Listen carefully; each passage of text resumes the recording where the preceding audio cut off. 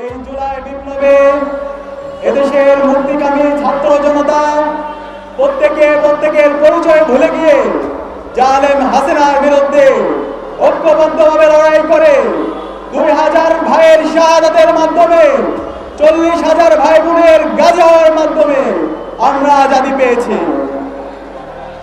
আমরা আজাদি পাওয়ার পর আমাদের প্রত্যাশা ছিল, আমাদের শহীদরা যেই জন্য জীবন দিয়েছে একটি বৈষম্যহীন ইনসাফভিত্তিক বাংলাদেশ বিনির্মাণ করা, সেই বাংলাদেশ বিনির্মাণ করার জন্য আমরা গত 1 বছর ধরে ইসলামী ছাত্র শিবির এদেশের মুক্তিকামী ছাত্র জনতাকে সাথে নিয়ে আমরা আন্দোলন সংগ্রাম জারি রেখেছি।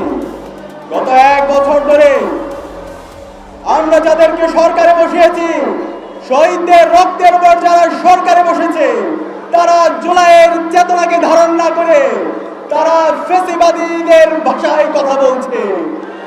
আমরা দেখতে পাচ্ছি 1 বছরে তারা এখন পর্যন্ত আমাদের শহীদদের তালিকা প্রকাশ করতে পারেনি।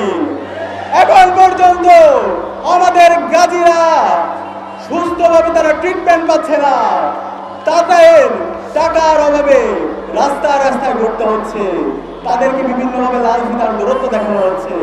আমরা আজকের সুবিশাল সমাবেশ থেকে বলতে চাই, অন্তর্বর্তীকালীন সরকারের প্রধান এবং প্রধান দায়িত্ব হচ্ছে যাদের মাধ্যমে আজকে আমরা আজাদি পেয়েছি, আমাদের এই রাষ্ট্রের শ্রেষ্ঠ সন্তান, এই শহীদদেরকে রাষ্ট্রের শ্রেষ্ঠ সন্তান হিসেবে স্বীকৃতি দেওয়া, শহীদদের পূর্ণাঙ্গ তালিকা করা এবং শহীদ পরিবারের পুনর্বাসনের ব্যবস্থা করা। এর পাশাপাশি যত গাজী আছে এখনো হাসপাতালের মধ্যে যারা কাতরাচ্ছে তাদের যথাযথ ট্রিটমেন্টের ব্যবস্থা করা।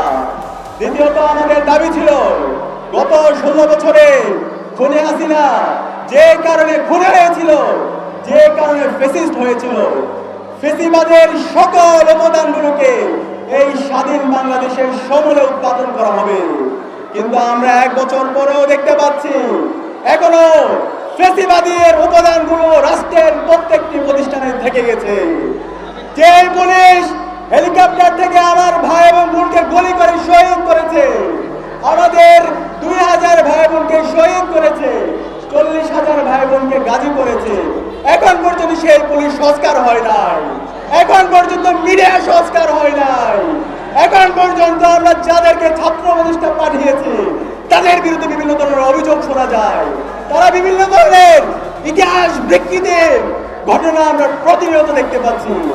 আমরা 1 বছর পরে বলতে চাই, আপনারা যদি শহীদদের ইতিহাস বিকৃত করেন, জুলাইয়ের যে চেতনা, জুলাইয়ের যে আকাঙ্ক্ষা সেটা ধারণা করেন, বাংলাদেশে খুনে হাসিনার যে পরিণতি হয়েছিল, ফ্যাসিস্টদের যে পরিণতি হয়েছিল, তার চাইতে খারাপ পরিণতি আপনাদের হবে। প্রিয় সংগ্রামী ভাইরা, আমরা দেখতে পাচ্ছি গত 16 বছরে ইসলামী ছাত্র শিবিরের উপর সবচেয়ে জুলুম নির্যাতন নিষ্পেষণ হয়েছিল, কিন্তু আজকে আমাদের বন্ধুপ্রতিম ছাত্র সংগঠনগুলো তারা ফ্যাসিবাদের ভাষায় কথা বলছে। তারা ইসলামী ছাত্র শিবিরের উপর যে জুলুম নির্যাতন হয়েছে সেই জুলুম নির্যাতনের বিরুদ্ধে কথা বলে তারা ছাত্রলীগকে দায়মুক্তি দেওয়ার চেষ্টা করছে। আমরা বলতে চাই, রাজনৈতিক শিষ্টাচার বহির্ভূত আপনারা কাজ করবেন না, বর্ডার লাইন ক্রস করবেন না। ছাত্র শিবিরকে যদি আপনারা অপহরণ করতে চান, ডিওএমএস করতে চান, বাংলাদেশের ছাত্রলীগ আওয়ামী লীগের যে পরিণত হয়েছিল, তারা যেভাবে দিল্লি পালাইছে আপনারা সে পালানোর সুযোগ পাবেন না। আমি আপনাদেরকে অনুরোধ করবো, বাংলাদেশের স্বাধীনতার সার্বভৌমত্ব অখণ্ডতার প্রশ্নে জুলাইয়ের শহীদদের আকাঙ্ক্ষার আলোকে নতুন বাংলাদেশ বিনির্মাণ করার জন্য ঐক্যবদ্ধভাবে লড়াই চালিয়ে যাওয়ার জন্য আমাদেরকে আরেকটি অনিবার্য বিপ্লব লাগবে। সেই বিপ্লব হবে ইনসাফের বিপ্লব, ইনশাআল্লাহ। সে উদাত্ত আহ্বান জানিয়ে আমি আমার কথা